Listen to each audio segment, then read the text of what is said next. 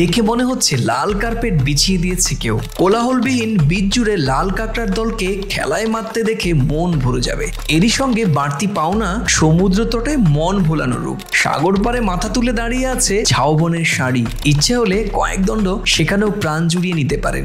মন্দারমণির খুব কাছেই আছে লাল কাঁকড়ার বীচ, সেখানে ভিড় নেই একদম। এরকম নিরিবিলি সি বিচে আপনি যেতে চাইছেন তো? কিভাবে যাবেন, কেমন জায়গাটি, মন ভরে দেখুন আজকের এই ভিডিও। প্রিয় দর্শক, আপনারা দেখছেন প্রথম কলকাতা। প্রথম কলকাতা প্রকৃতির কথা বলে, সঙ্গে থাকি আমি সুব্রত আচার্য। চলুন তাহলে আজকে নিরিবিলি এই বিচ থেকে ঘুরিয়ে নিয়ে আসি আপনাদের।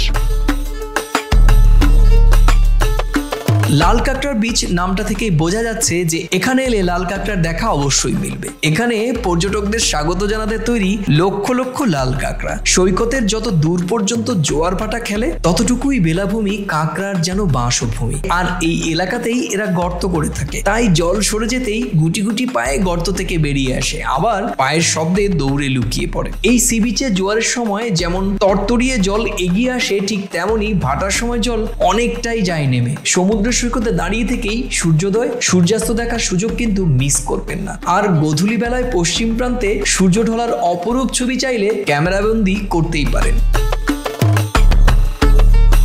আর এই সমুদ্র তটের মায়াবী রূপ চোখে পড়ে বেলা গড়াতেই। এখানে এখনো পুরোপুরি নষ্ট হয়ে যায়নি প্রকৃতি, বরং লম্বা ঝাউ গাছের জঙ্গল শীতল ছায়া দেয়। চারপাশে তাকালে কংক্রিটের বদলে চোখে পড়বে সাগর আর নীল আকাশ।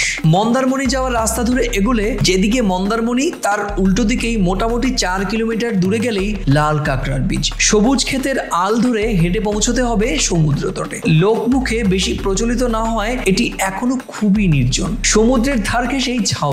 এখানে সমুদ্র একটি নদীর মিলনস্থল, নদীর নাম পিছাবনি। দীঘা মন্দারমণির মতো এত জনপ্রিয় পর্যটন কেন্দ্র নয় বলেই এখানে বড় বেশি হোটেলও নেই। 3-4টি ছোট ছোট হোটেল রয়েছে, আর এই হোটেলগুলোতে এসি নন এসি সব ধরনের ব্যবস্থা রয়েছে। হোটেলের ভাড়াও নাগালের মধ্যেই। কাজের ক্লান্তি, জীবনের ওঠাপড়া, মন খারাপ, ভালো বা মন্দ লাগা সব ভুলে খোলা আকাশের নিচে প্রাণ ভরে নিঃশ্বাস নিতে চান, তাহলে সাগর, মন ভালো করা নোনা হাওয়ায় প্রিয় মানুষটির কাঁধে মাথা রাখার জন্য একটু নির্জন সৈকতের খোঁজ করছেন তো? তবে ঘুরে আসতে পারেন এই লাল কাঁকড়ার বীচ থেকে। আপনার মন ভালো হতে বাধ্য।